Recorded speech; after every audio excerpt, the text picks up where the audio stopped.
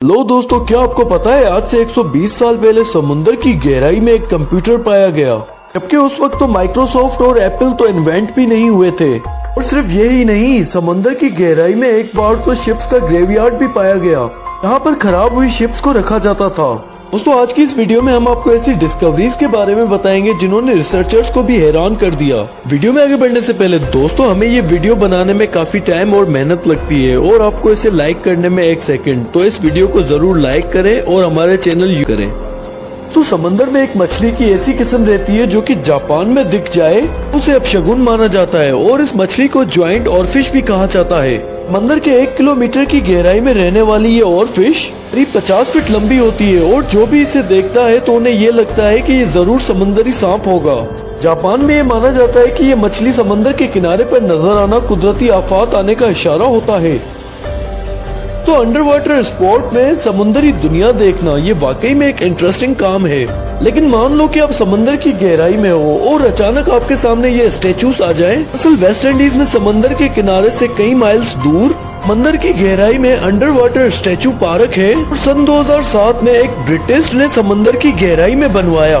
इस पार्क को जो बनाने का रीजन है अब वो बहुत ही इंटरेस्टिंग है। असल ये तो आपको पता होगा कि समंदर में छोटी बड़ी मछलियाँ अपने आप को चट्टानों के बीच छुपाकर खुद को महफूज समझती हैं। लेकिन जहाँ पर ये चट्टानें नहीं होती वहाँ पर ये मछलियाँ जाती भी नहीं। और 800 स्क्वायर मीटर में फैले हुए इस पार्क को बनाने का मकसद मछलियों को शेल्टर प्रोवाइड करना है। इस पार्क को बनाने के बाद यहाँ पर लाखों मछलियाँ आकर रहने लग गयी और ये स्टेचू पार्क देखने में किसी तबाह दुनिया की तरफ ही लगते हैं। तो इजिप्ट के शहर अलेक्जेंड्रिया में समंदर के बीचों बीच डीप सी ड्राइवर्स ने समंदर के अंदर कुछ ऐसा देखा बिल्कुल भी नॉर्मल नहीं था। बाद में जब आर्कियोलॉजिस्ट ने इस पर रिसर्च करी, उन्हें करीब इस जगह से 64 शिप्स और 700 एंकर्स, सोने से भरे हुए खजाने, छोटे छोटे पत्थर मिले पर अजीबोगरीब लिखाई से कुछ लिखा हुआ था। यहाँ पर चीजें पाई गयी वो समंदर में कई किलोमीटर्स पर फैली हुई थी। बाद में पता चला कि यहाँ पे 2400 साल पहले इजिप्ट का एक शहर हुआ करता था। वो इजिप्ट का मेन पोर्ट सिटी था। लेकिन हजारों साल पहले इस शहर को या समंदर खा गया या यह सब सुनामी की वजह से हुआ, इसका पता आज तक नहीं चल पाया है। तो हजारों सालों से जो लोग इस धरती पर रहते थे, समंदर ने उनके आज भी कई राज अपने अंदर छुपा के रखे हैं। इटली के करीब समंदर की गहराई में डीप सी ड्राइवर्स को पुराने जमाने में इस्तेमाल करने वाली दवाइयाँ मिली। देखने में ये टैबलेट्स आज के जमाने में यूज होने वाली दवाइयों से काफी अलग थी। जब इन पर लेबोरेटरी टेस्ट किए गए तो पता चला ये दवाइयाँ 2000 साल पुरानी हैं। लेकिन जो इसमें इंग्रेडिएंट्स डाले गए थे वो जानकर तो और भी ज्यादा हैरानी हुई। इसके अंदर starch, pine resin, bee wax, animal and plant fats, साथ ऑलिव ऑयल भी शामिल था। साइंटिस्ट को इस बात से अंदाजा हुआ कि ये दवाइयाँ जरूर आँखों के इलाज के लिए इस्तेमाल होती होंगी। ये दवाई छोटे टिन के डब्बे में प्रिजर्व थी और इस दवाई को हाथों से बनाया गया था। और जहाँ पर ये दवाइयाँ पाई गयी वहाँ पर एक रोमन शिप भी डिस्कवर हुआ था।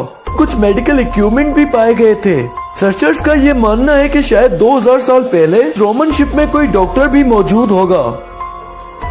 तो क्या आपने फील्ड शार्क के बारे में सुना है? एक ऐसी शार्क है जो समंदर की गहराई में रहती है। देखने में बहुत ही दिलचस्प लगती है, साथ ही में बहुत ही खौफनाक भी।